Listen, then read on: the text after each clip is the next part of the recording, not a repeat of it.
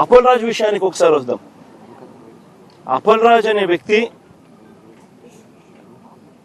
10వ తరగతిలో he was state first rank.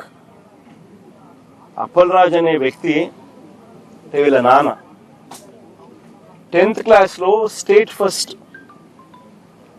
Chandrababu Naidu గతంలో ముఖ్యమంత్రిగా ఉన్నప్పుడు వచ్చి అవార్డు ఇచ్చినాడు వీళ్ళ నాయనకు, స్టేట్ ఫస్ట్ అవార్డు ఇచ్చినాడు. చదువుల్లో ఆ స్థాయికి పోయిన వ్యక్తి తన సొంత కష్టం మీద డాక్టర్ అయ్యాడు.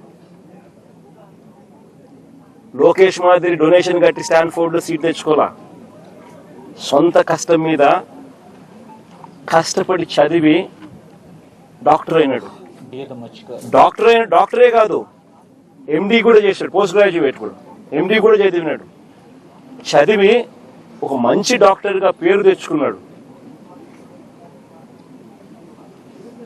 తర్వాత నేను టికెట్ వైఎస్ఆర్సీపీ తరఫున టికెట్ ఇస్తే ప్రజల ఆశీర్వాదాలతో ఎమ్మెల్యేగా అయ్యాడు. దాని తర్వాత మన పార్టీలో మంత్రిగా కూడా పనిచేశాడు. అంటే ఒక బీసీ నాయకుడు, ఒక అతి సామాన్యమైన కుటుంబం నుంచి వచ్చి కష్టపడి చదివి మంచి డాక్టర్గా పేరు తెచ్చుకొని ఒక ఎమ్మెల్యే అయి, ఒక మంత్రి అయి, ఒక బీసీ నాయకుడిగా తాను ఎదిగితే అలాంటి మనిషిని ఫినిష్ చేయడం కోసం, క్యారెక్టర్ అసాసినేట్ చేయడం కోసం ఒక తప్పుడు కేసును, ఒక యాక్సిడెంట్ను ఒక కుట్రగాను, ఒక హత్యగాను దాన్ని వక్రీకరించి మలచి తన కెరియర్ను నాశనం చేయాలని, తన క్యారెక్టర్ను అసాసినేట్ చేయాలని, అప్పల్ రాజును నాశనం చేయాలి అని చెప్పి ఇంత దుర్మార్గపు ఆలోచన, ఆ దుర్మార్గపు ఆలోచన చేసే దాంట్లో కూడా కనీసం ఈ 18 ఏళ్ల పిల్లాడు, ఈ పిల్లోడి జీవితం నాశనం అవుతుందని కూడా కనీసం చంద్రబాబు నాయుడు ఆలోచన చేయడం లేదంటే నిజంగా అడుగుతా ఉన్నా. 80 ఏళ్ల వయసు వస్తా ఉంది చంద్రబాబు నాయుడు, మనిషి అన్నం తింటున్నాడా, గడ్డి తింటున్నాడా అని అడుగుతా ఉన్నా. రాష్ట్రంలో జరుగుతున్నటువంటి పరిణామాలు మీ అందరూ చూస్తూనే ఉన్నారు. ఈ రాష్ట్రంలో ప్రతిపక్ష పార్టీ జనరల్గా అధికార పార్టీ యొక్క ఫెయిల్యూర్స్ని ప్రజలకు గుర్తు చేస్తా, ముందు వాళ్ళు ఏం చేయబోతారు అని చెప్పి చెప్తూ ఉంటారు. ఒకసారి వాళ్ళు విమర్శించిన విమర్శల్ని మేము సరి చేసుకుని ముందుకు తీసుకెళ్తా ఉంటాం. అది జరిగే విధానం ఎక్కడైనా సరే. గతంలో మేము కూడా ప్రతిపక్షాల్లో ఉన్నప్పుడు అనేక అంశాల మీద భవన నిర్మాణ కార్మికుల దగ్గర నుంచి మొదలెట్టి మత్స్యకారులు 217 జీవో దగ్గర నుంచి, విద్యుత్ దగ్గర నుంచి, కౌలు రైతుల దగ్గర నుంచి అనేక అంశాల మీద మేము ప్రభుత్వాన్ని నిలదీయడం జరిగింది. ప్రభుత్వం సరి చేసుకోకపోగా మా మీద దురుసుగా ప్రవర్తించి మమ్మల్ని అనేక సార్లు మా మీద కేసులు కట్టి జైల్లో పెట్టడం, అకారణమైనటువంటి రీతిలో బూతులు మాట్లాడి మా కుటుంబ సభ్యుల గురించి కూడా మాట్లాడే రీతిలో కొనసాగింది. ఈవేళ ఉన్న పరిస్థితుల్లో పవన్ కళ్యాణ్ గారు, చంద్రబాబు నాయుడు గారు ఒక జనరంజకమైన పరిపాలన అందిస్తున్న సమయంలో గతంలో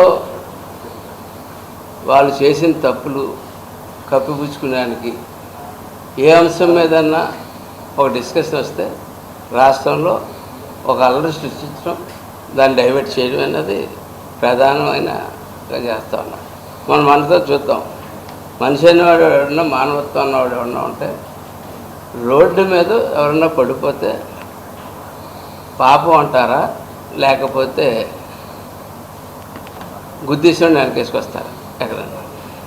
మొన్న అప్పల్ రాజు కొడుకు విషయంలో చూస్తే 40 సంవత్సరాల గొర్రెల కాపరి చనిపోతే 18 ఏళ్ళు 23 ఏళ్ళు కుర్రాడు, చిన్న కుర్రాడు తెలియజేసి వాళ్ళ నాన్న ఫస్ట్ క్లాస్ స్టూడెంట్ అంటే రాష్ట్రంలో ప్రతిపక్ష నాయకుడికి ఏమైనా పిచ్చెక్కింది అనుకోవాలా, లేకపోతే అతనికి మెంటల్ కండిషన్ బాగానే ఉందని అనుకోవాలా? నాకు అర్థం కావట్లేదు. ఎందుకంటే మెంటల్ కండిషన్ బాగా ఉన్నవాడు ఎవరు కూడా అటువంటి మాటలు ఎక్కడ మాట్లాడరు, రాజకీయాల్లో ఎప్పుడు చూడలేదు. ఇది కూడా అది మొట్టమొదటిసారిగా చూస్తా ఉన్నాం. ఒక మనిషి చనిపోతే గుద్దినవాడు చిన్నపిల్లడు అవ్వచ్చు, పెద్ద పిల్లడు అవ్వచ్చు, తాత్కాలికంగా అన్నా కొన్ని మైనార్టీ తీరలేదంటే ఇది మందలించడానికన్నా ప్రయత్నం చేయాలా, మైనార్టీ తీరితే అతను శిక్షించడానికి ప్రయత్నం చేయాలా, తప్పితే అతనని వెనకేసుకుంటూ సమర్థించుకుంటూ వస్తూ పైపెచ్చు ఆ లాన్ ఫస్ట్ క్లాస్ స్టూడెంట్ అంటే ఇంకేం మెంటలా నాకు అర్థం కావట్లా. అది పూర్తిగా వైసీపీ నాయకులు కూడా అర్థం కింద మీద పడుతూ ఉన్నారు. అలాగే ఈ వ్యక్తి అంత హృదయం ఉన్నవాడు మన వైజాగ్ వెళ్ళాడు. చిన్నకొల్లాడు పాప ఏం తెలియని కుర్రాడు చూడడానికి అని చెప్పి వైజాగ్ వెళ్ళాడు. వైజాగ్ వెళ్ళి తీరా అతని దగ్గరికి వెళ్ళాడా జైలుకి? వెళ్ళలేదు. అంటే వైజాగ్లో ఒక బల ప్రదర్శన చేయడానికి ఆయన మోడీ గారు వచ్చే ముందు, మోడీ గారు వచ్చినప్పుడు ఎన్డీఏ కూడా భారీ ఎత్తున సభలు ఏర్పాటు చేసుకుంటున్నారు. ఈ లోపల నేను ముందు నా బల ప్రదర్శన చూపించేయాలి, ఆ చూపించేసే రీతిలో ముందుకు వెళ్ళాలంటే ఆలోచన తప్ప ఒకరోజు ఆగి సాయంత్రం 5 అయిపోయింది, సరే ఒక రోజు ఆగి వెళ్ళి చూసి వెళ్ళొచ్చు కదా. ఎవరో బంధువు పోయారట, సొంత చెల్లి హాస్పిటల్లో ఉంటే చూడడానికి వెళ్ళినాడు, ఎవరో బంధువు పోయారని చెప్పి వైజాగ్ దాకా వెళ్ళి కేవలం ఈ బల ప్రదర్శన చూపించడానికి వైజాగ్ వెళ్ళడం జరిగిందని చెప్పి నేను తెలియజేస్తాను.